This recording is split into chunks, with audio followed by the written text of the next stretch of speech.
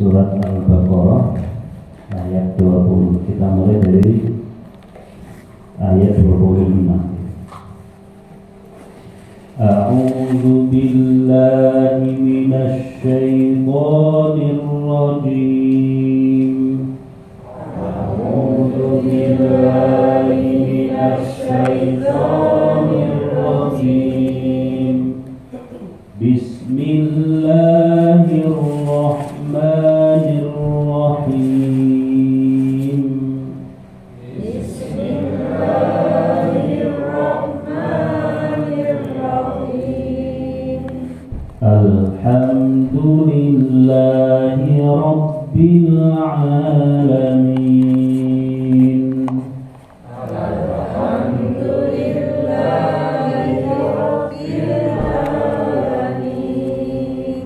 Ar-Rahmanir Rahim. Ar-Rahmanir Rahim. Maliki yaumiddin. Maliki yaumiddin. Iyyaka na'budu wa iyyaka nasta'in. Iyyaka na'budu wa iyyaka nasta'in.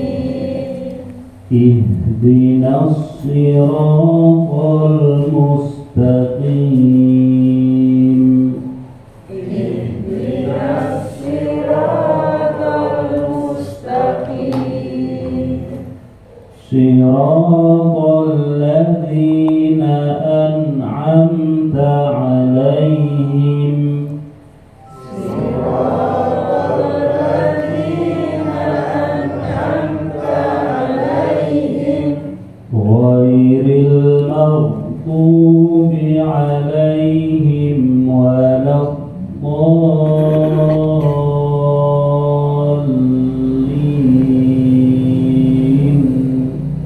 Ghairil maghdubi 'alaihim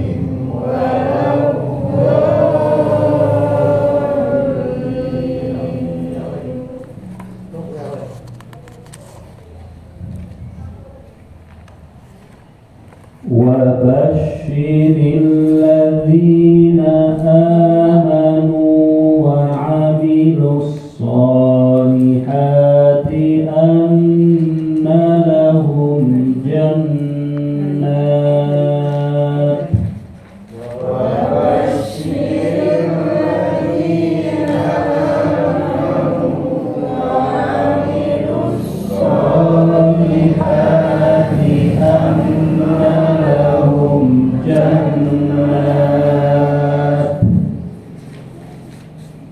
أن لهم جنات تجري من تحتها الأنهار. أن لهم جنات تجري من تحتها الأنهار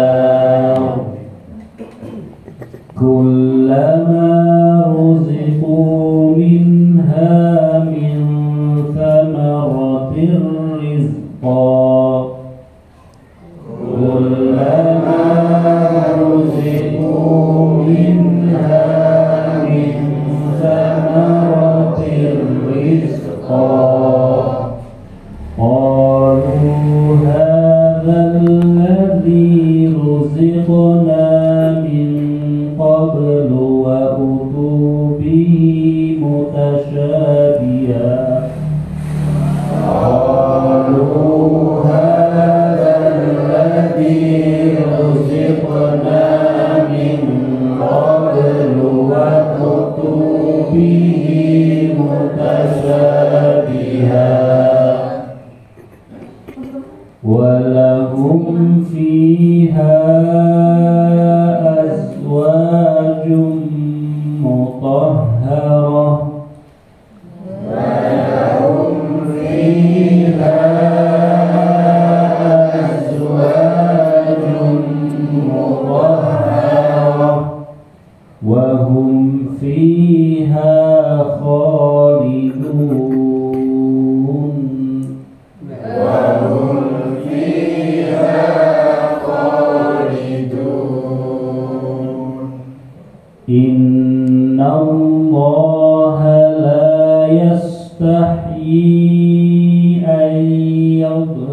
مثلا ما بعوضة فما فوقها إن الله لا يستحيي أن يضرب مثلا ما بعوضة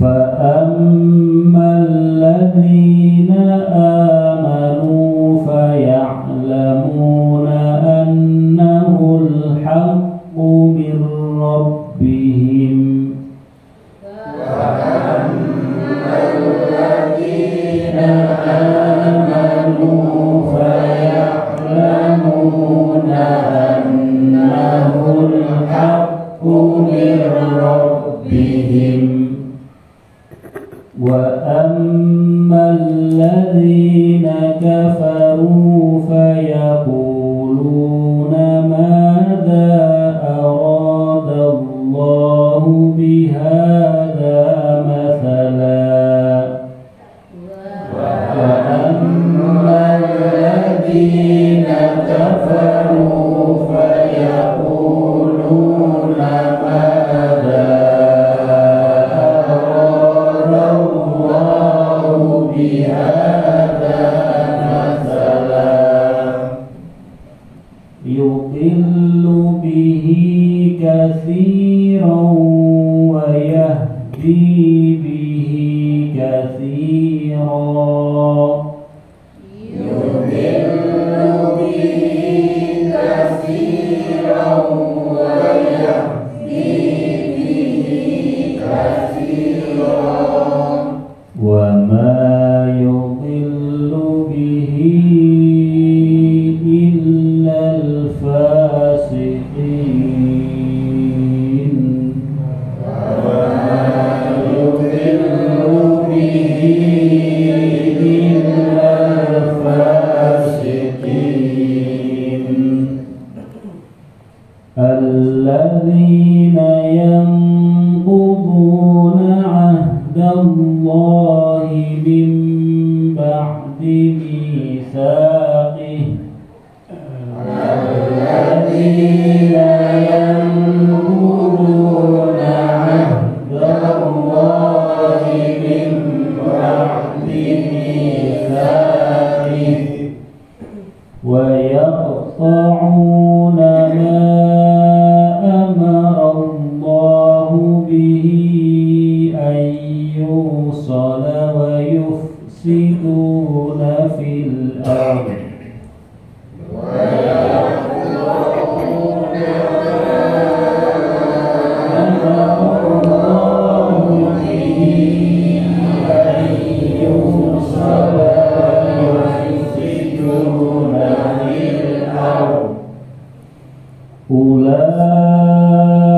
أولئك هم الخاسرون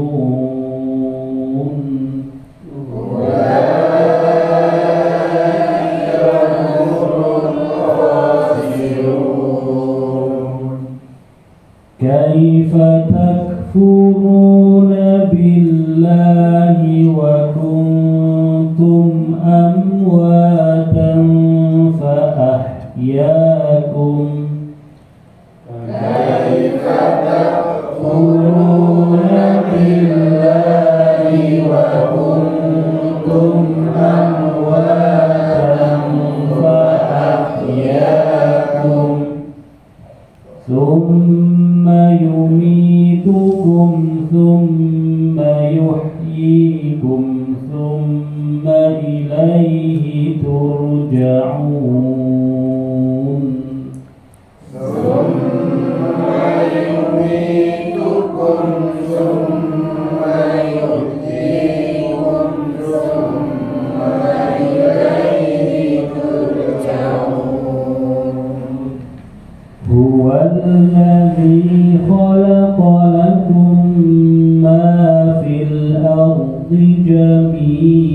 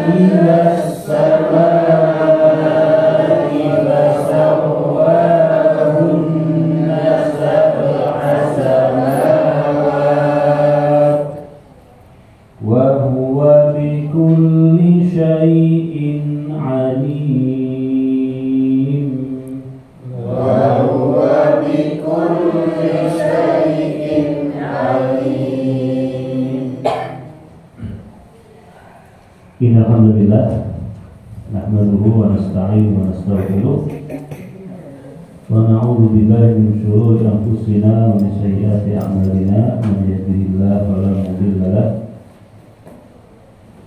wa man yudlil fala hadiya lahu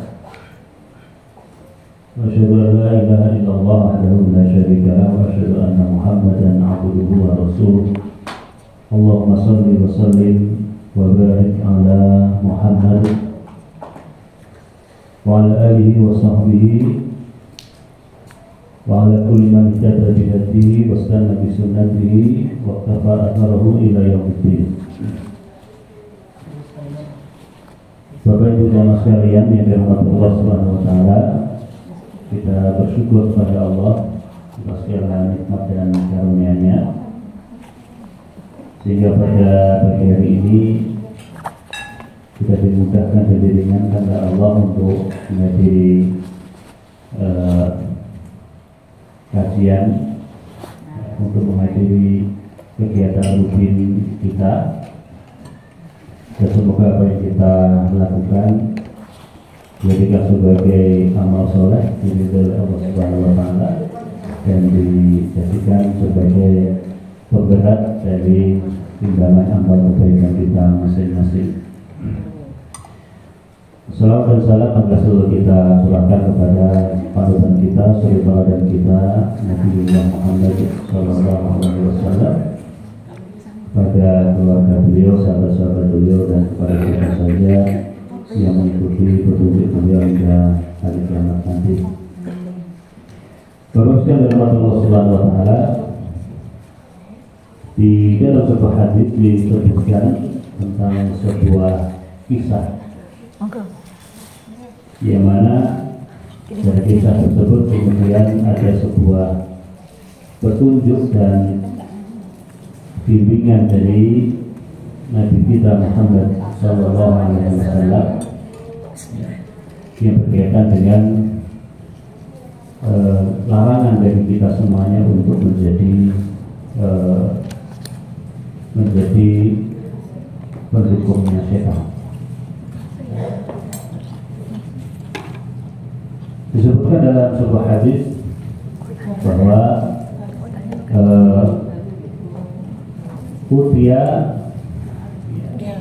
Rasulullah Sallallahu Alaihi Wasallam bisyaribil khamar, telah dihadirkan di hadapan Rasulullah Sallallahu Alaihi Wasallam seorang peminum khamar. Maka kemudian fa'amarna bidzarbiha.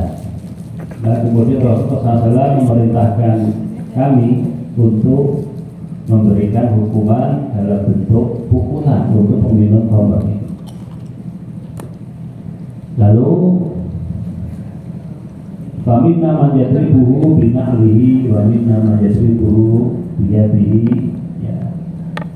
Maka di antara kami ada yang memukul peminum khamr ini ya, dengan sandalnya, ada yang memukul dengan tangannya, ada yang memukul dengan kainnya. Nah, kemudian setelah selesai ada sahabat yang kemudian mengatakan ahzakallah, ya, ahzakallah, semoga Allah merendahkan, semoga Allah menghinakan. Dalam riwayat yang lain disebutkan Allahumma la'anhu, ya Allah laknatlah dia. Ya. Nah, kemudian Nabi mengatakan la taqulu hakada, janganlah engkau mengucapkan kata-kata seperti itu. Ya. La takunu awna syaitani ala akhikum, janganlah engkau menjadi pendukung dan pembantu setan untuk keburukan saudara. Dan dalam riwayat yang lain disebutkan la tu'inu syaitan. Janganlah engkau membantu setan untuk keburukan saudara. Terusnya dalam Allah Subhanahu wa taala, di dalam Al-Qur'an kita akan menemukan bahwa Rasulullah SAW sangat sayang terhadap umatnya. Dan Rasulullah SAW sangat mencintai umatnya, sehingga ketika ada sesuatu yang itu menyulitkan ataupun memberatkan umatnya, maka sebisa mungkin beliau akan menjadikan perkara itu menjadi ringan. Maka ada sebuah kaidah bahwa perkara dalam Islam itu, hukum dalam Islam itu, kalau dia menyempit maka akan meluas. Dan kalau dalam keadaan normal dia akan kembali kepada hukum normal. Bapak Ibu dalam Allah Subhanahu wa taala, di dalam hadis ini yang berkaitan dengan peminum khamr, di sini juga ada kasih sayang Rasulullah SAW kepada umatnya, yang dimana disebutkan ada peminum khamr. Dalam riwayat yang lain para hadis mengatakan bahwa peminum khamr ini namanya Nu'aiman ibn Amr. Nu'aiman ibn Amr, seorang sahabat senior yang mengikuti Rasulullah SAW dalam peristiwa-peristiwa besar. Dia menyertai Nabi, tapi bila memiliki kekurangan, yaitu tidak bisa meninggalkan minuman keras. Di satu sisi Nu'aiman ini juga seorang sahabat yang suka membuat Nabi tertawa. Jadi kalau ada yang menganggap bahwa para sahabat itu pasti selalu serius di hadapan Nabi, bawaannya serius terus, maka ada sahabat yang kadang suka mentandai Nabi, termasuk sahabat Nu'aiman ibn Amr. Ini di satu sisi dia adalah orang yang bercandu khamr. Bahkan dalam sebuah riwayat disebutkan berulang kali, bahkan sampai 50 kali Nu'aiman ini dihadirkan di hadapan Nabi dalam keadaan minum minuman keras. Dan di satu sisi kalau pas lagi sadar atau tidak sedang mabuk dan di hadapan Nabi, beliau sering mencandai Nabi. Dan Nabi tahu kalau Nu'aiman itu suka bercanda. Disebutkan dalam sebuah kisah bahwasanya Nu'aiman ini seorang sahabat yang suka memberi hadiah ke Nabi. Suka memberi hadiah ke Nabi. Nah, suatu saat Nu'aiman ini datang ke seorang pedagang. Ada yang mengatakan orang ini adalah penjual madu. Lalu Nu'aiman mengambil madu dari penjual ini dan dihadiahkan kepada Nabi. Setelah dihadiahkan kepada Nabi, kemudian Nu'aiman pergi, ditagih sama penjualnya. Lalu mana uangnya? Belum kamu bayar kok. Kemudian Nu'aiman bilang, minta ke Nabi. Minta ke Nabi. Maka pedagang ini datang ke Nabi dengan menagih. Ini tadi belum dibayar sama Nu'aiman. Kemudian Nabi mengatakan, bukannya kamu ngasih hadiah ke saya, Nu'aiman? Iya, saya suka memberi hadiah kepada engkau ya Nabi, tapi saya pas gak punya uang. Jadi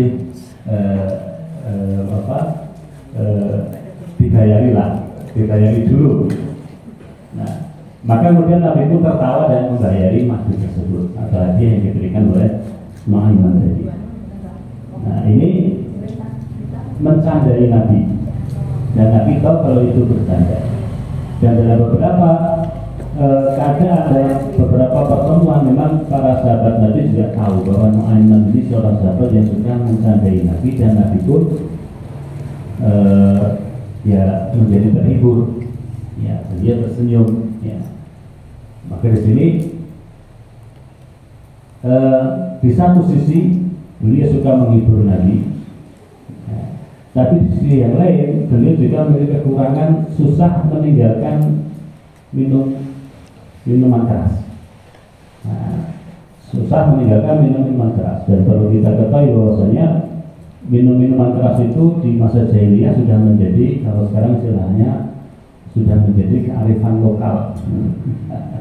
Istilahnya sudah menjadi kearifan lokal, sudah menjadi budaya, sudah menjadi tradisi turun-temurun, bahwa minuman keras itu menjadi suatu hal yang sangat lumrah. Ya, bahkan kalau orang tidak minuman keras itu menjadi orang yang aneh. Nah, oleh karena itu di dalam pengharaman minuman keras pun juga Islam ya melakukannya secara bertahap, ya tidak langsung diharamkan, tapi secara bertahap. Nah, kenapa? Karena minuman keras menjadi satu tradisi, ya. Tetapi ini adalah tradisi yang tidak baik. Kemudian Islam bermaksud atau Islam menginginkan tradisi yang tidak baik ini dihilangkan, maka dihilangkan dengan cara bertahap. Ya. Dikatakan bahwa di dalam mengharamkan minuman keras itu, yang pertama ketika para sahabat sudah masuk Islam, mereka bertanya kepada Nabi, wahai Nabi, apakah hukum khamr? Apakah hukum minuman keras? Nah kemudian Allah mengatakan dalam Al-Quran, "Qul fihi ma ithmun kabir wa manafi'u linnas." Mereka bertanya kepada Muhammad tentang minuman keras, tentang khamr, ya. Maka kemudian jawablah wahai Muhammad bahwa dalam minuman keras itu ada dosa yang besar dan ada manfaatnya, ya. Dosa besar dan ada manfaatnya. Nah, maka ketika ayat ini, para sahabat tidak meninggalkan minuman keras secara keseluruhan, karena masih ada dua kemungkinan, memang ada dosa tapi masih ada manfaatnya. Nah, tapi kemudian ayat berikutnya, ya, pada tahap berikutnya turun ayat yang mengatakan lakukan robus sholat wa antum sukara. Ya, jadi masih boleh mabuk, masih boleh minum minuman keras, ya, tapi kalau masih antara jarak minumnya itu dengan waktu sholat masih jauh. Jadi janganlah kau mendekati sholat dalam keadaan kalian mabuk. Nah, jadi para sahabat mulai yang masih belum bisa meninggalkan khamr, mereka ketika ingin minum minuman keras, ingin minum khamr, maka mereka melihat waktu masih jauh, ya. Jadi apakah masih lama atau sebentar lagi sholat, ya. Ya, namun namanya orang mabuk, ya, itu kan nggak bisa diukur, nggak bisa diperkirakan waktunya, ya, sadarnya dan keadaan orang mabuk itu tidak bisa diperkirakan secara tepat. Hingga kemudian terjadi satu kejadian, ada sahabat yang mabuk bersama, ya biasa duduk sambil mabuk-mabukan gitu. Nah, kemudian datang waktu sholat, masuk waktu sholat. Nah, jadi kalau para sahabat dulu meskipun mabuk, waya sholat gini, jadi masih ingat waktu sholat ini. Terus sekarang nggak mungkin begitu ya, sebenarnya mabuk ya lupa semuanya kan. Nah, maka kemudian beberapa orang ini memutuskan untuk ayo sudah masuk waktu sholat, kita sholat jamaah. Kita sholat jamaah. Nah, kemudian majulah satu sebagai imam. Lalu pada waktu sholat ini sholat jahar, ya. Ini adalah sholat jahar. Nah, Ketika sholat, imam ini membaca surat Al-Kafirun. Kemudian, ya, ketika membaca surat Al-Kafirun ini, qul ya ayyuhal kafirun, seharusnya la a'budu ma ta'budun, dia la-nya dihilangkan. Nah, jadi qul ya ayyuhal kafirun, a'budu ma ta'budun. Nah, ini kan jadi masalah besar gitu. Hanya dengan menghilangkan kalimat la, ya, atau kata la itu sudah memiliki makna yang kebalikannya. Nah, jadinya seharusnya aku tidak menyembah apa yang kalian sembah, tapi aku menyembah apa yang kalian sembah. Nah, jadi bermasalah besar. Ya. Nah kemudian setelah itu turunlah ayat yang menegaskan tentang haramnya minuman keras secara menyeluruh. Jadi khamar atau minuman keras menjadi barang yang diharamkan secara penuh dengan ayat ya ayyuhalladzina amanu innamal khamru wal maisir wal ansab wal azlamu rijsun min amali syaitani fajtanibuh. Wahai orang yang beriman, sesungguhnya khamar atau minuman keras, kemudian perjudian, ya, kemudian mengundi nasib, ya, dengan cara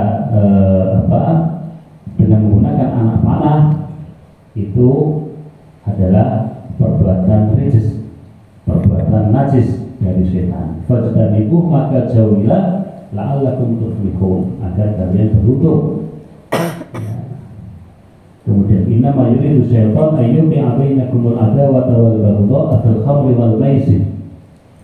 Sesungguhnya setan hanya menginginkan bagi kalian permusuhan dan kebencian, ya, dari minuman keras dan perjudian. Nah, dan kemudian setelah turun ayat ini, khamr diharamkan secara penuh. Dan pada saat itu penduduk Madinah, para sahabat Nabi, ya, mereka semuanya membuang dan menumpahkan persediaan minuman keras yang mereka simpan di rumahnya. Ya, jadi mereka punya khamr minuman keras yang dibuat dari kurma, ya, dibuat dari kurma. Makanya Nabi biasa minum rendaman air kurma, ya. Tapi kalau sudah terlalu lama direndam, dia akan mengandung alkohol. Maka kalau mau minum seperti yang diminum oleh Nabi, kebiasaan Nabi minum minuman rendaman air kurma itu, ya, merendamnya paling hanya 6 jam. Ya. Kalau sudah lebih dari itu sudah mengeluarkan gas dan sudah tidak bisa diminum lagi. Ini namanya Nabi. Jadi kebiasaan Nabi ketika beliau di waktu puasa, ya, di waktu puasa beliau biasa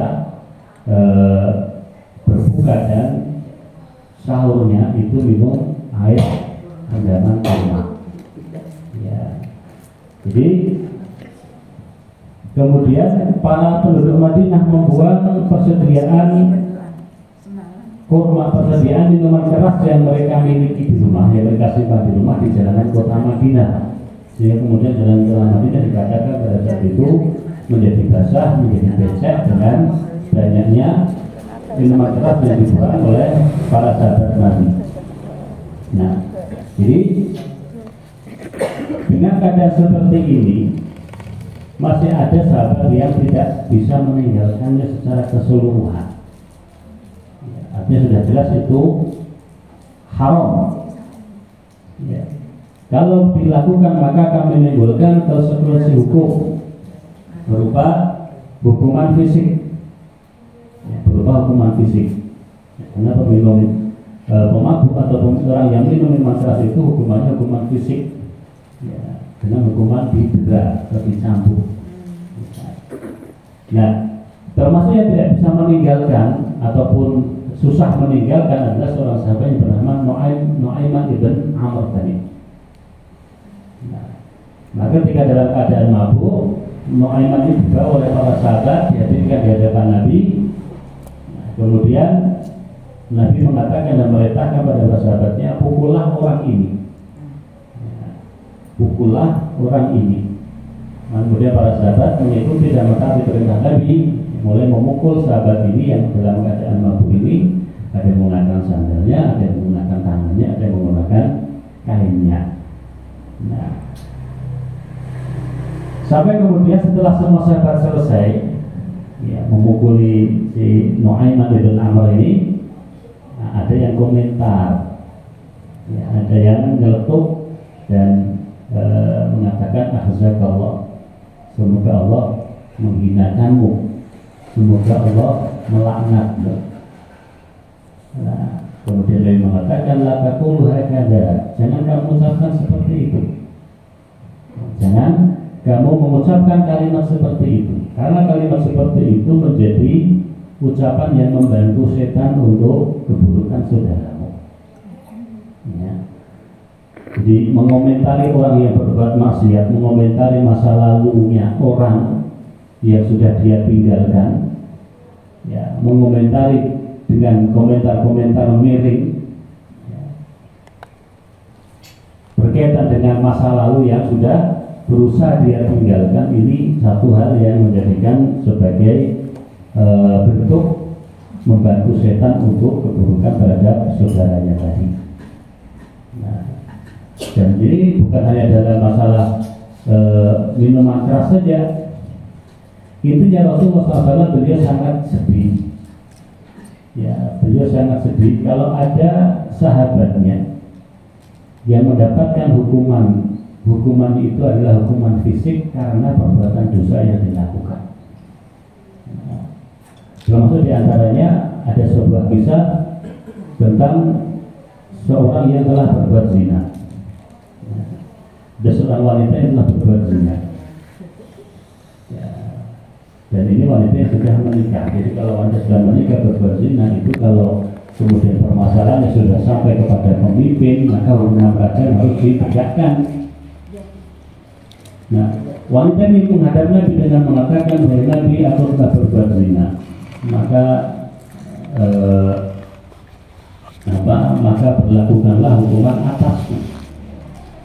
Maka hukumlah aku. Kemudian Nabi mengatakan,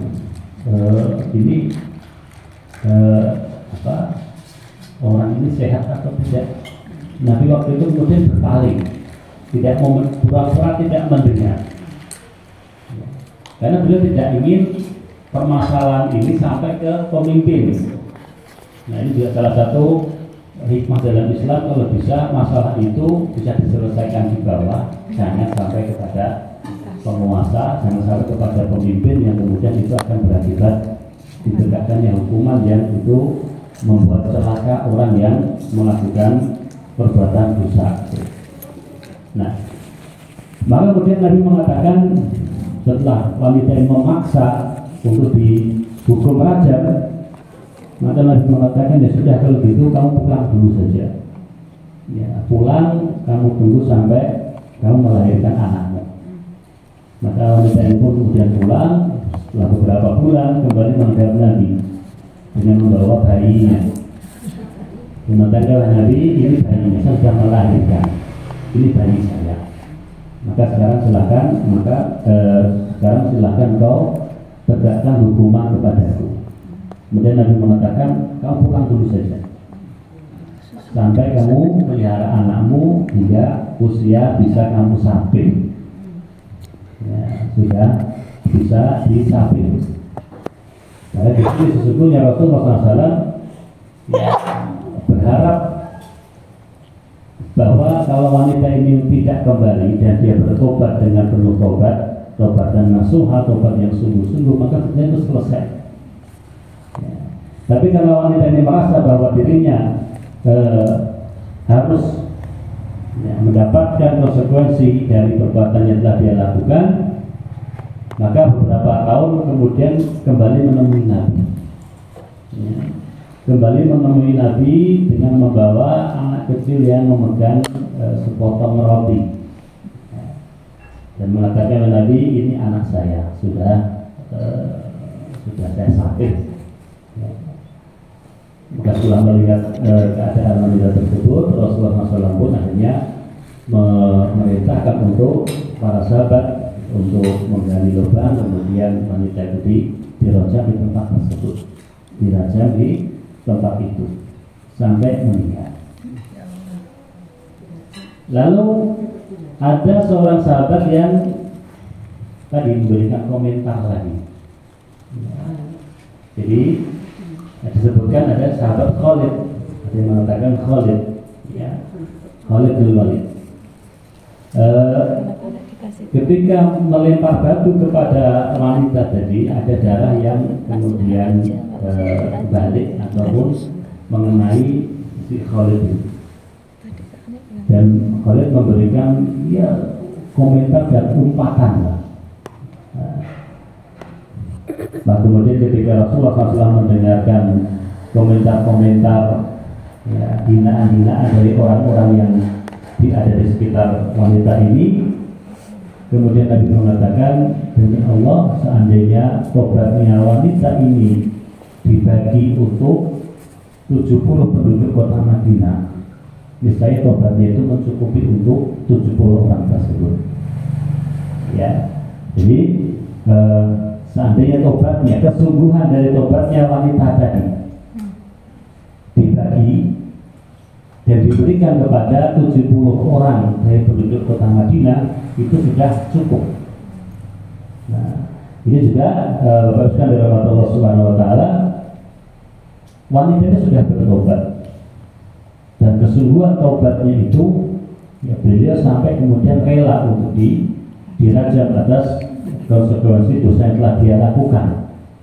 Nah, sehingga kemudian Nabi ketika ada yang menghinanya ataupun merendahkannya dan mencelanya, Nabi memberikan jawaban seperti itu. Ya, seandainya tobatnya diberikan kepada penduduk 70 penduduk kota Madinah, ini cukup ya, untuk 70 orang ini. Nah, jadi bagusnya dari Allah Subhanahu Wa Taala tadi bahwa Rasulullah SAW akan sangat bersedih, akan sangat merasa susah, kesusahan kalau umatnya itu juga susah. Nah, dan di dalam kisah-kisah yang lain juga ada kisah seperti ini. Ya, ada yang kemudian orang yang dihukum karena mencuri, ya, dan yang lainnya. Nah, yang intinya bahwa kalau orang sudah bertobat itu, maka kita tidak boleh untuk mengungkit-ungkit masa lalunya, ya, mengungkit-ungkit masa lalunya. Termasuk orang yang sudah bertobat juga tidak boleh mengungkit-ungkit masa lalunya sendiri. Ya, tidak boleh mengungkit-ungkit masa lalunya sendiri. Jadi masa lalu itu masa gelapnya, dan sekarang sudah meninggalkan semua itu, ya. Bukalah lembaran baru, dan apa yang sudah dilakukan itu dia bertobat kepada Allah dan berharap bahwa Allah akan mengampuni dosa. Ya. Nah, di sini Bapak dalam mata Allah Subhanahu Wa Taala berkaitan dengan la takuna ala syaitan ala akhikum. Tapi mengatakan janganlah engkau menjadi pendukungnya setan untuk keburukan saudaramu. Nah, ini menunjukkan bahwa kalau ada orang mau baik itu harus didukung. Kalau ada orang mau meninggalkan perbuatan-perbuatan dosa yang sekian lama sudah dia lakukan dan betapa susahnya dia meninggalkan dosa itu, maka orang seperti ini harus dimotivasi, disemangati. Jangan malah dikendorkan semangatnya. Ya. Jangan malah dilemahkan, ya, dilemahkan semangatnya untuk meninggalkan kemaksiatannya. Jadi sesekali terjatuh dalam hal yang sama, selama dia bertobat kepada Allah dengan sungguh-sungguh, maka orang seperti ini harus tetap didukung. Ya, sebagaimana halnya sahabat tadi, dia minum minuman keras, kemudian dia bertobat. Ya. Tapi kemudian dengan berjalannya waktu, ya, dia minum lagi, ya, dia minum lagi, dihukum lagi, ya, kemudian berjalan waktu dia minum lagi dan seterusnya. Jadi bukan tidak mau meninggalkan, tapi karena apa? Karena nafsunya, karena syahwatnya, karena kebiasaannya. Ya, kebiasaannya sudah sekian lama dia lakukan, maka harus orang seperti ini harus didukung dan dimotivasi ketika ingin meninggalkan perbuatan maksiat ataupun perbuatan dosanya yang telah yang dia lakukan. Ya, jangan kemudian malah ya pantas kecilnya sekolah ngono, oh ya pantas saja memang sudah kebiasaannya, kalau nggak bisa meninggalkan ya itu sudah wajar. Kalau bisa meninggalkan malah nggak wajar. Nah, ini malah sebuah ucapan-ucapan yang justru melemahkan semangatnya. Karena terkadang seseorang untuk meninggalkan suatu perbuatan yang tidak baik itu perlu perjuangan. Ya. Jadi perlu menghadapi keadaan yang sangat sulit dalam dirinya. Ya. Dan ini banyak hal. Ya, kalau di masyarakat kita biasanya dalam hal misalnya merokok. Jadi kalau ada orang merokok itu kemudian sudah punya tekad untuk meninggalkan, maka harus didukung. Ya, kalau misalnya kok kemudian pusing, gelisah, ya, bingung, nah ini harus dibesarkan semangatnya. Karena memang untuk meninggalkan itu dan pindah kepada keadaan yang berikutnya itu bukan perkara yang mudah, maka harus didukung. Jangan kemudian dikomentari, karena dikomentari itu menjadi orang yang berkomentar itu menjadi pendukungnya dan penolongnya setan. Artinya bahwa setan tidak perlu susah payah untuk menyesatkan ataupun untuk membuat orang ini tidak bertobat dari perbuatan maksiatnya, karena sudah ada yang bantu. Ya, kita sudah ada yang bantu.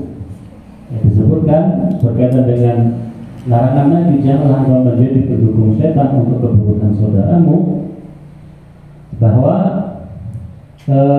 setan itu sudah berusaha sedemikian rupa, baik itu dengan menggoda, dengan merayu, dengan melakukan berbagai macam budaya supaya orang mau berbuat dosa, supaya orang mau berbuat maksiat.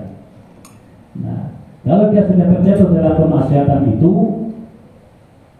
langkah berikutnya dari setan adalah supaya orang itu melakukannya terus-menerus, dan tidak muncul keinginan untuk bertobat dalam diri orang itu. Maka kemudian ada yang mengatakan kasih terus berlanjut. Kadang kalau sudah alasannya tidak mau meninggalkan maksiat itu karena apa? Sudah terlanjur. Nah, ini sebetulnya sudah menjadi, ini adalah tahap berikutnya setan dalam menyesatkan orang yang beriman.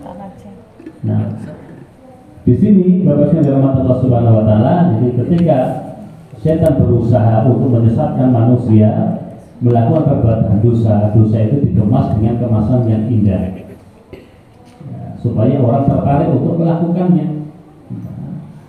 Tapi kemudian sudah melakukannya, kok muncul penyesalan, ya, penyesalan atas perbuatan dosa yang telah dia lakukan. Nah, ini tidak diinginkan oleh setan. Ya. Setidaknya kalau dia menyesal, kemudian penyesalan itu hilang, dan dia lakukan kembali perbuatan dosanya itu. Tapi kalau kemudian malah tidak ada penyesalan, maka itu diinginkan oleh setan, sehingga orang itu selalu berada dalam lubang kemaksiatan. Dia selalu berada tenggelam dalam perbuatan dosanya. Nah, dan diharapkan oleh setan orang itu akan meninggal dalam keadaan melakukan dosa itu.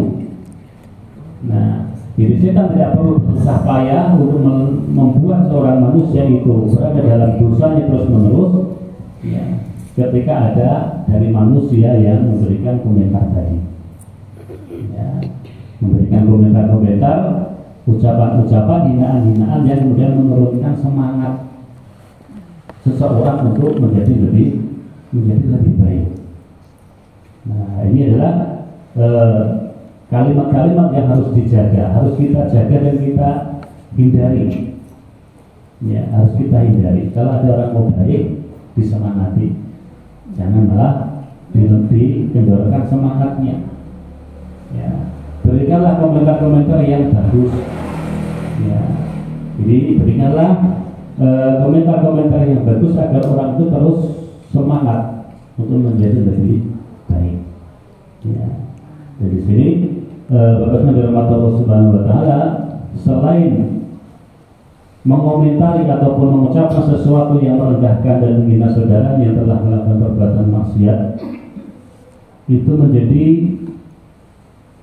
sebuah kebiasaan yang dijauhi oleh ulama-ulama terdahulu.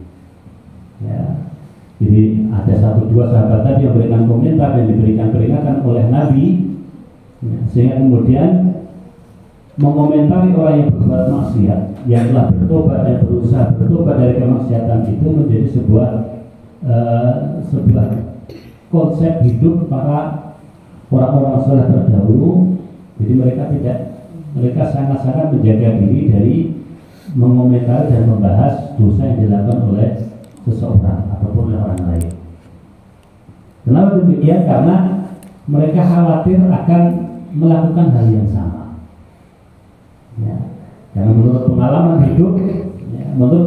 hidup, bahwa ya, kalau orang itu berikan komentar, ya, kemudian membahas, membicarakan, ya, kemudian menggunjing, ya, perbuatan dosa yang dilakukan oleh seseorang, maka dikhawatirkan orang yang membahas ini akan terjatuh dalam perbuatan yang sama. Ya, disebutkan oleh Al-Imam An-Nawawi rahimahullah, yang mengatakan bahwa sungguh aku melihat sesuatu yang tidak aku sukai ada dalam diri seseorang, tapi aku menahan diri untuk mengomentarinya, menahan diri untuk tidak membahasnya dan menceritakannya kepada semua orang. Kenapa? Karena aku khawatir aku akan mendapatkan musibah yang sama. Karena aku khawatir akan mendapatkan cobaan ataupun akan terjatuh ke dalam dosa yang sama yang dilakukan oleh orang tersebut. Nah, jadi menahan diri dari berkomentar, ya, mengomentari, membicarakan perbuatan dosa ataupun kesalahan yang dilakukan oleh orang lain. Nah, karena memberikan komentar itu akan berdampak kepada orang yang mengomentari.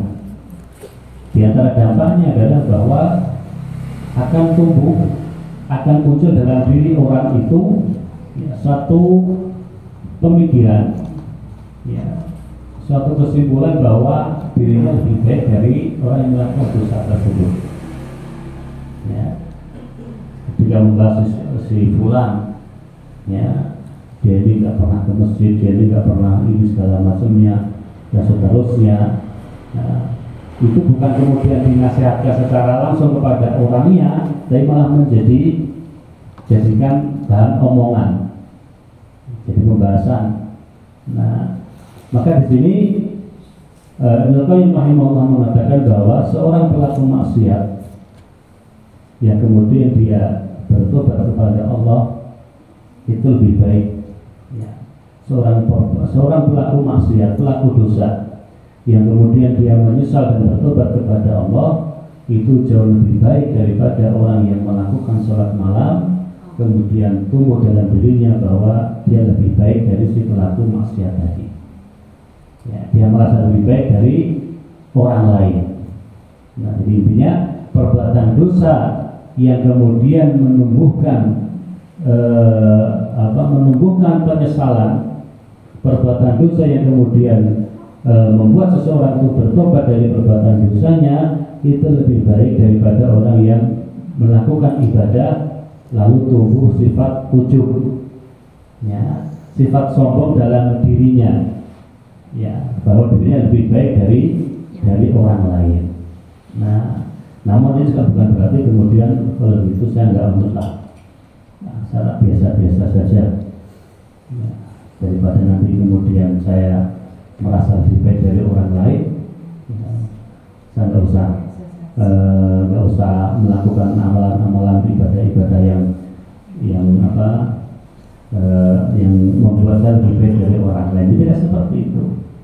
Nah, dan ini kalau dibandingkan, lebih baik orang yang tadi berbuat dosa kemudian bertobat daripada orang yang beribadah kemudian muncul rasa takjub dan sombong dalam dirinya. Namun lebih baik lagi orang yang tidak berbuat dosa dan dia beribadah kepada Allah dan tidak ada rasa sombong dalam dirinya. Ya, ini yang diambil. Kalau kita mengambil yang ini, jangan kemudian saya nggak usah beribadah lah, saya biasa-biasa saja, rasa mumpung-mumpung oleh sholat, oleh sedekah, ya, membantu orang lain daripada nanti saya kemudian jadi sombong, nanti sama saja. Nah, maka Bapak dari Allah Subhanahu Wa Taala dua hal yang berbeda. Ya, jadi meninggalkan amal soleh karena khawatir dikatakan orang yang riya, itu juga bagian daripada riya. Ya, meninggalkan perbuatan amal ibadah ya, karena khawatir muncul rasa sombong dalam dirinya, itu juga merupakan bagian dari tipu dayanya setan. Ya, karena intinya bagaimana supaya orang itu tidak beribadah dan tidak melakukan kebaikan ataupun melakukan ketaatan.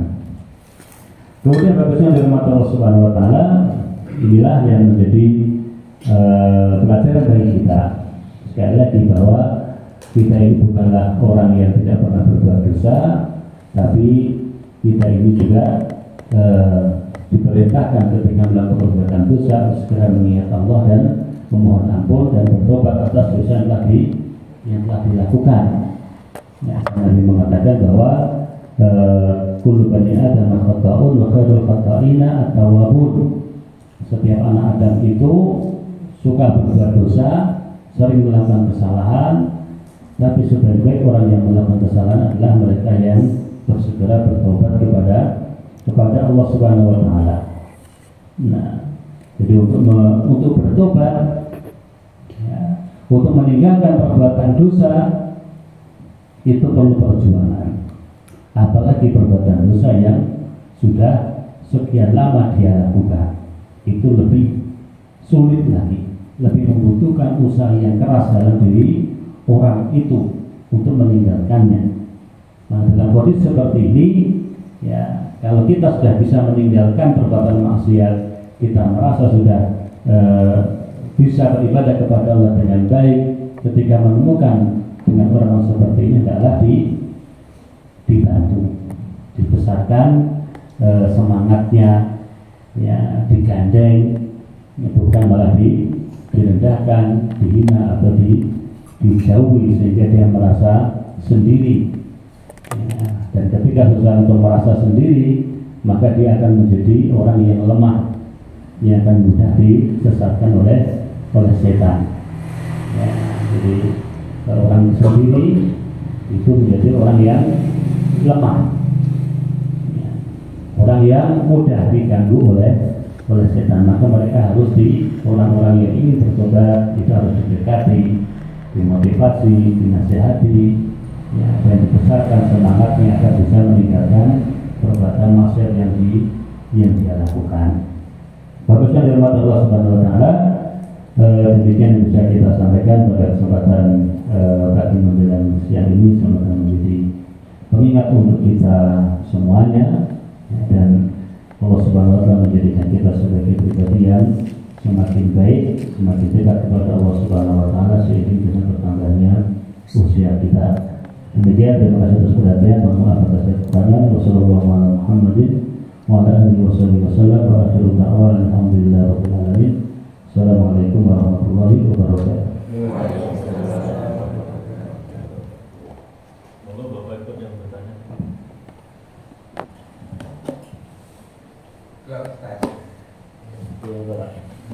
Assalamualaikum warahmatullahi wabarakatuh. Orang tua mati itu seperti saya ini belum sempat berbuat baik.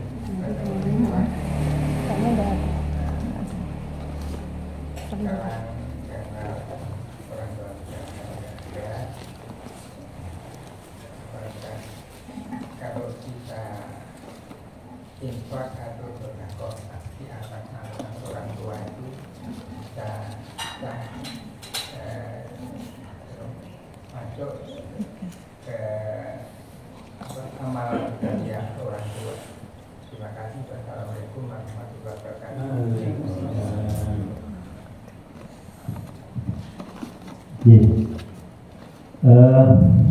Pertanyaannya adalah apakah kebaikan ataupun amal soleh yang diniatkan untuk orang yang sudah meninggal untuk orang tua itu apakah dibolehkan sampai dan dianjurkan?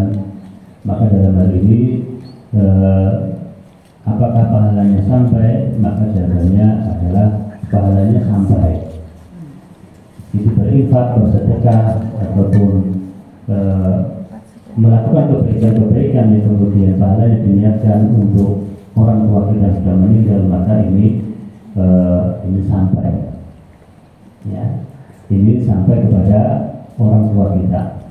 Apalagi doa, ya, berdasarkan dengan hadis yang disebutkan yang sudah ma'ruf, sudah sering kita dengar bahwa ketika anak Adam itu meninggal, inqata amalu ila min salat, amalannya akan menjadi terputus kecuali dari 3 hal, itu sedekah jariah atau ilmu yang bermanfaat, dan anak soleh yang selalu mendoakan kedua orang tuanya, atau anak soleh yang selalu mendoakannya, anaknya selalu mendoakan untuk kebaikannya. Nah, dalam hal ini meskipun ada silang pendapat, namun ketika seorang anak berbuat baik, melakukan bersedekah ataupun yang lainnya untuk orang tuanya, maka ini pahalanya sampai, karena sesungguhnya anak itu merupakan hasil daripada usaha orang tuanya. Jadi anak itu merupakan hasil dari usaha yang dilakukan oleh orang tuanya. Dengan demikian, karena tidak akan ada kita sebagai seorang anak, ya, kecuali karena ada orang tua. Ya, jadi kita terlahir di dunia ini karena ada orang tua. Ya, kalau ada bapak ibu kita, ya kita tidak akan pernah terlahir di dunia ini. Nah, maka itu merupakan salah satu bentuk bakti, ya, bakti seorang anak kepada bapak ibunya. Jadi bisa bersedekah, ataupun kemudian kalau kita merasa bahwa orang tua kita harus mereka belum berhaji, mereka belum berumrah, kemudian dibadalkan karena sudah meninggal, maka itu tidak baik.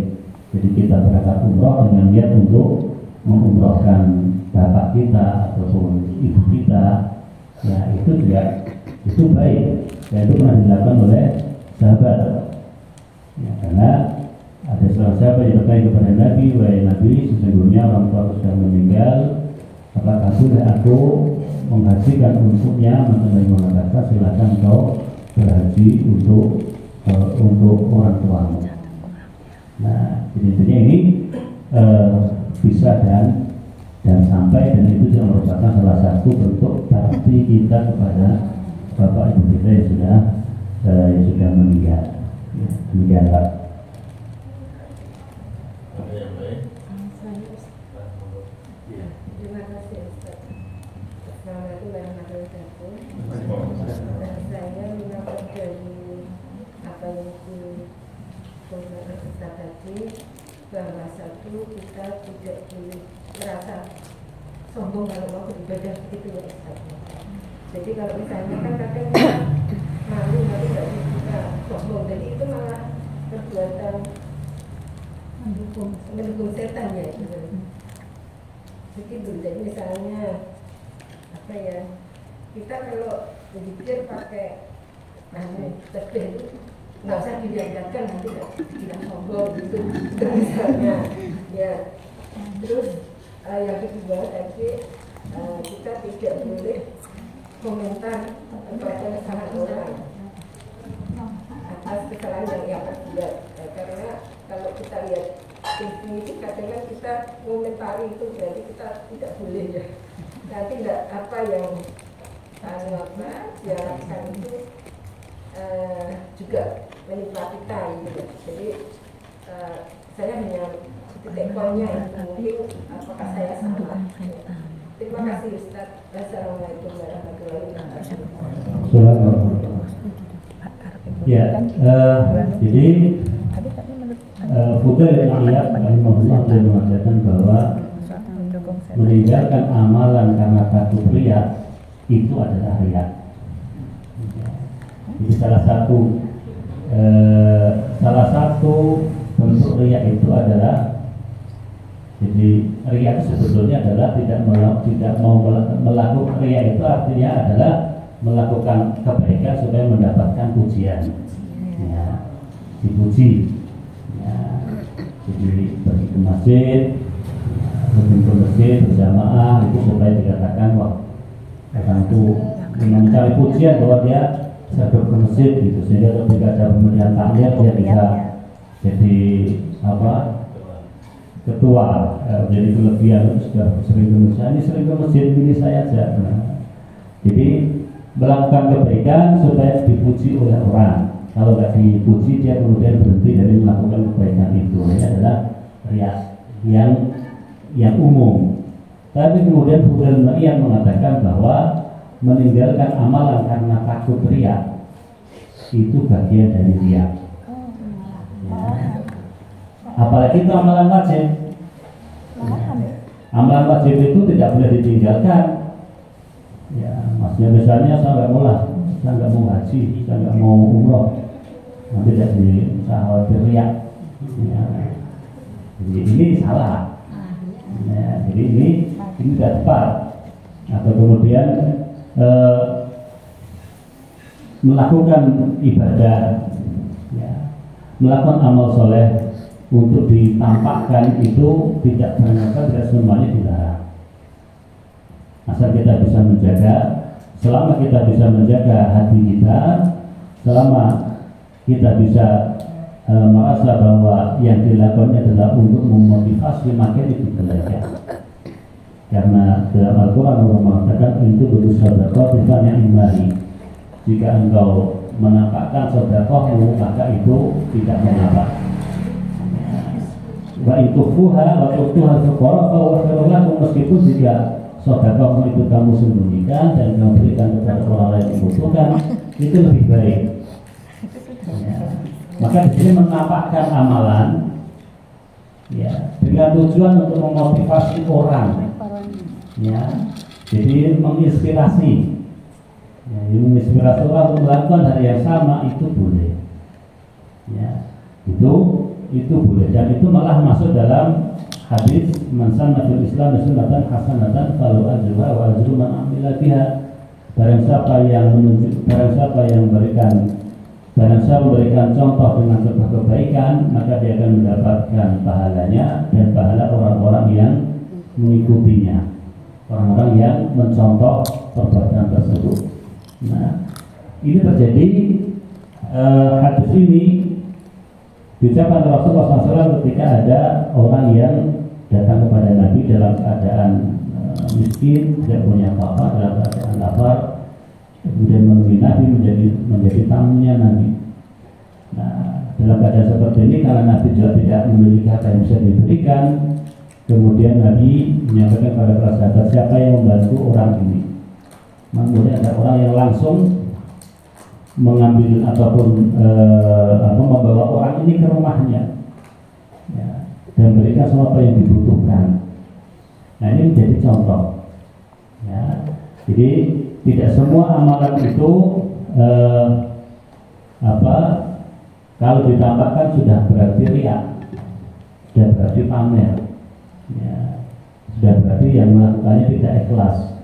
Ya, bisa jadi itu dilakukan karena memang untuk memotivasi dan menginspirasi, ini boleh, asal kita memang bisa mengukur kemampuan kita, keadaan kita. Ya, apalagi dalam hal yang wajib. Kalau hal yang wajib itu tidak ada namanya riya.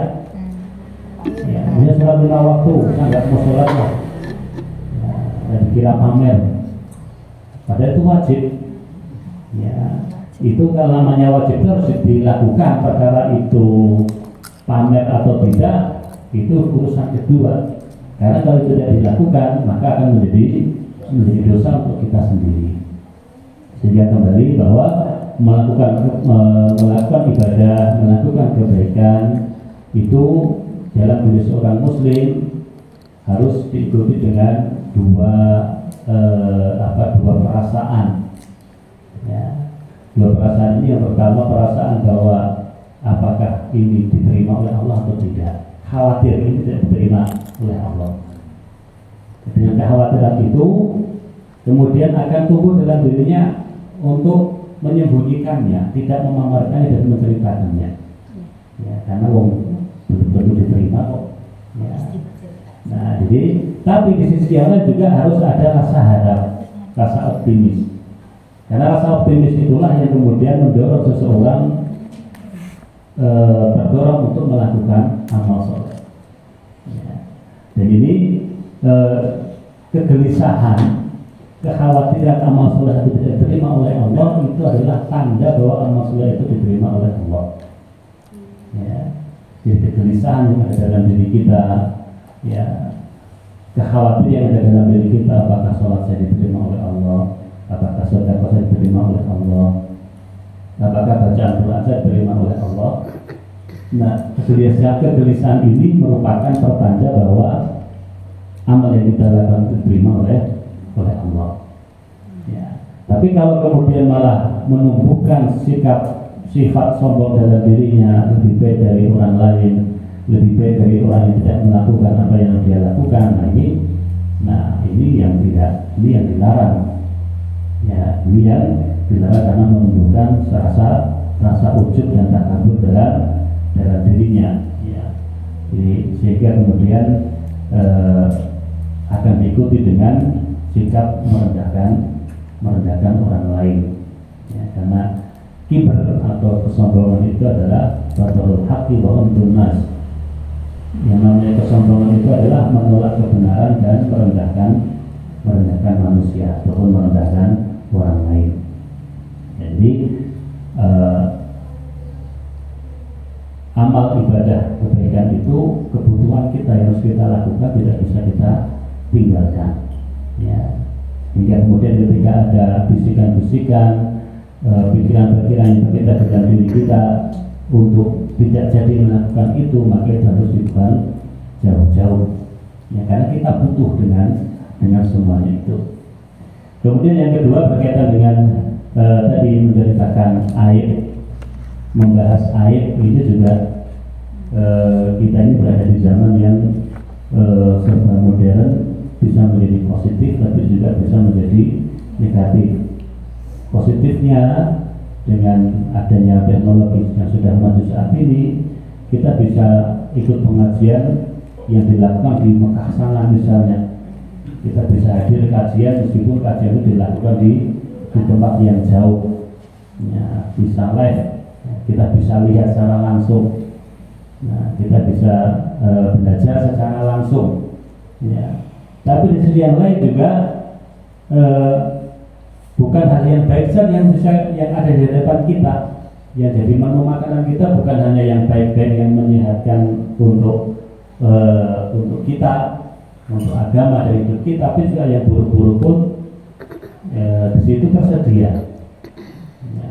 Apalagi sekarang ini perbuatan-perbuatan dosa, perbuatan maksiat yang dilakukan oleh publik figur misalnya, yang kemudian dipublikasikan, dibahas, dikomentari, kemudian dianalisa, kemudian sampai kemudian mendatangkan ahli wajah.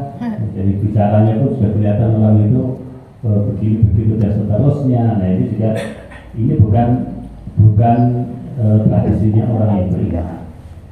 Ini bukan hal yang kebiasaan yang dilakukan oleh seorang muslim. Ya.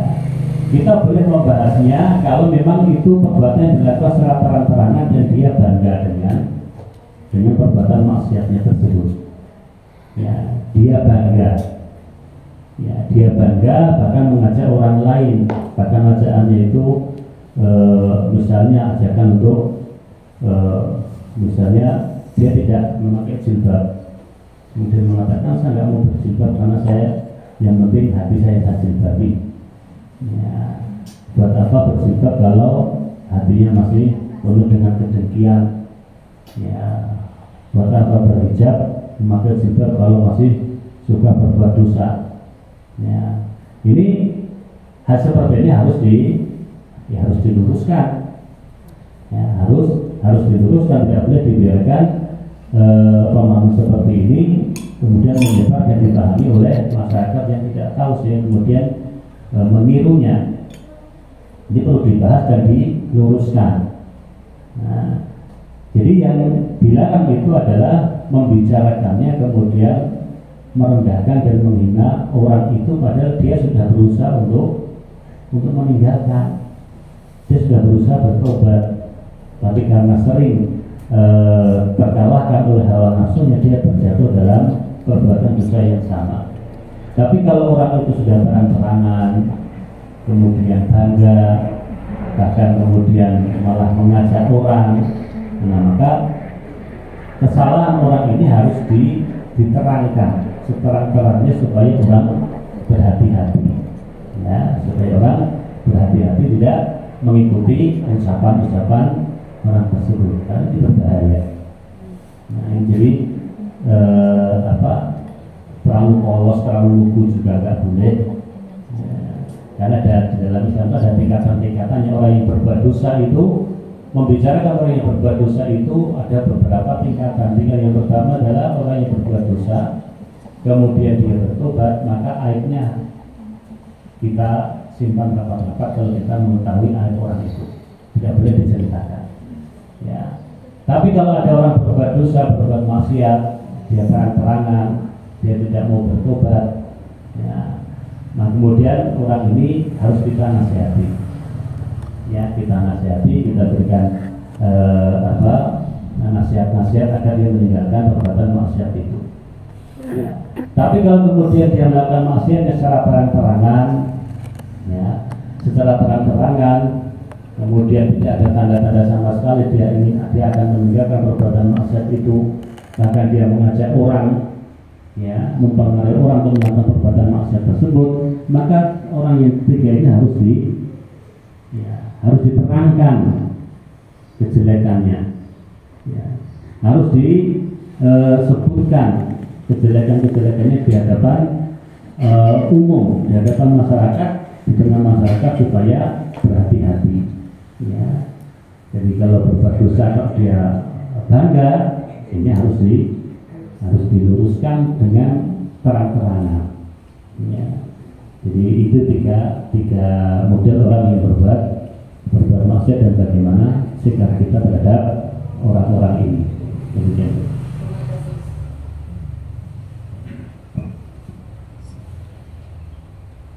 Oh, iya.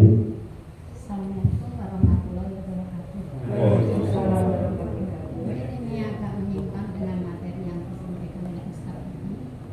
Saya cuma mau tanya, apakah diperbolehkan ziarah kubur bersama orang tua dan bagaimana hukumnya? Itu saja. Iya. Ziarah kubur itu merupakan kebiasaan yang dulu dilarang oleh Nabi, tapi kemudian dibolehkan. Ya, karena Nabi mengatakan kuntu nahaitukum an ziyaratil kubur ala fazuruha. Dulu aku melarang kalian untuk ziarah kubur, ya, tapi sekarang silahkan kalian ziarah kubur, karena ziarah kubur itu melembutkan hati dan mengingatkan akhirat. Ya, yang melembutkan hati, bisa melembutkan hati dan mengingatkan kita dengan kehidupan akhirat. Nah, maka di sini ziarah kubur menjadi sesuatu yang dianjurkan karena bisa mengingatkan akhirat. Apalagi kalau kita merasa hati kita keras, hati kita ini merasa bahwa terobsesi untuk mengejar dunia tidak ada habisnya. Nah, maka dengan ziarah kubur itu kemudian kita bisa mengambil ibrah, mengambil pelajaran akan adanya kehidupan akhirat, bahwa kita nanti akan menjadi orang yang ada dalam kubur. Nah, dan Rasulullah SAW juga beliau memiliki kebiasaan, beliau sering ke baqi, ya, ke pemakaman baqi, ziarah ke pemakaman baqi untuk mendoakan para sahabat. Nah, kita pun juga boleh saja dibolehkan untuk ziarah kubur, ya, ziarah kubur, tapi kemudian tidak, yang dilarang adalah ketika kita mengkhususkan waktunya. Kalau sekarang ini biasanya kan di bulan Sya'ban atau ketika pulang dari sholat Id kemudian ke kuburan ziarah, ya. Jadi tidak boleh, yang tidak diperlukan adalah mengkhususkan secara khusus dan melakukan misalnya baca Yasin, ya kan, baca Yasin yang dilakukan kalau di kuburan itu kan baca Yasin sampai selesai, ya. Jadi umum saja ketika ingin ziarah kubur maka kita ziarah, ya. Kemudian mendoakan yang di dalam kubur, ya, semoga Allah menerangi kuburnya, Allah mengampuninya, Allah meringankan siksanya dan seterusnya, ya. Atau ziarah kubur itu tidak harus masuk ke dalam, karena sebetulnya setiap kita melewati kuburan itu juga kita dianjurkan untuk berdoa, mendoakan kebaikan bagi penghuni kubur. Nah, intinya bahwa ziarah kubur itu diperbolehkan selama kita bisa menjaga adab-adabnya dan kita juga yakin bahwa hati kita akan kuat sehingga kita tidak melakukan perbuatan yang dilarang oleh Allah yang mengarah kepada tidak sesuai dengan ketentuan Allah Subhanahu wa taala, ya. Jadi ada adab-adabnya dan ada etika-etikanya. Selama kita bisa menjaga itu semua maka itu diperbolehkan. Demikian. Untuk pengajian berikutnya insya Allah tanggal 18 Desember di rumah Bapak Haji Kuat Hidayat. Rumahnya masih seperti yang dulu. Belum pindah. 18 Desember.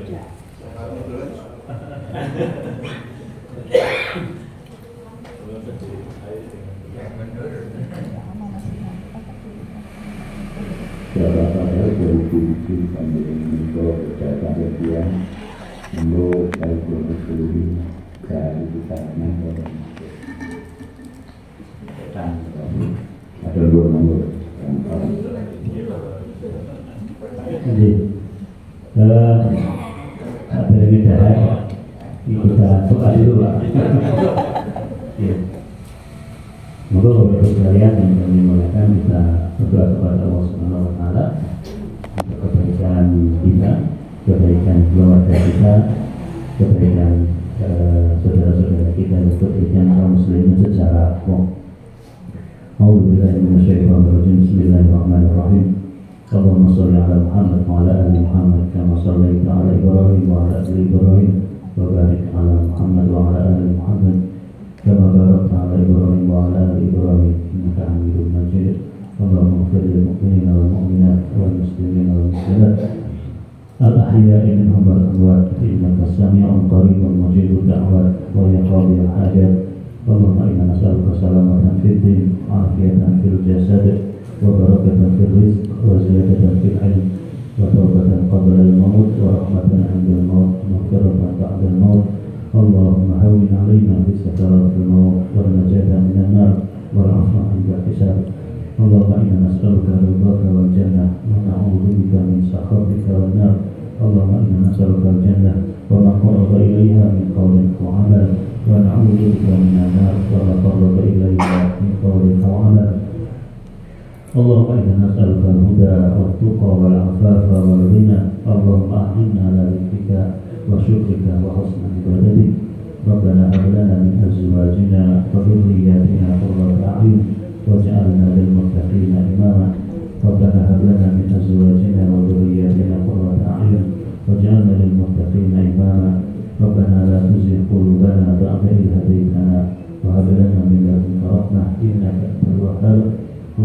اغفر لنا ولوالدينا وارحمهما كما ربيانا صغارا اللهم اغفر لنا ولوالدينا وارحمهما كما ربيانا صغارا ربنا آتنا في الدنيا حسنة وفي الآخرة حسنة وقنا عذاب النار اللهم أرنا الحق حقا وارزقنا اتباعه وأرنا الباطل باطلا وارزقنا اجتنابه ربنا تقبل منا إنك أنت السميع العليم وتب علينا إنك أنت التواب الرحيم وصلى الله على محمد وعلى آله وصحبه وسلم وآخر دعوانا الحمد لله رب العالمين. Kita tutup kita akhlakul majlis. Subhanaka Allahumma wa bihamdika asyhadu an la ilaha illa anta astaghfiruka wa atubu ilaik. Assalamualaikum warahmatullahi wabarakatuh.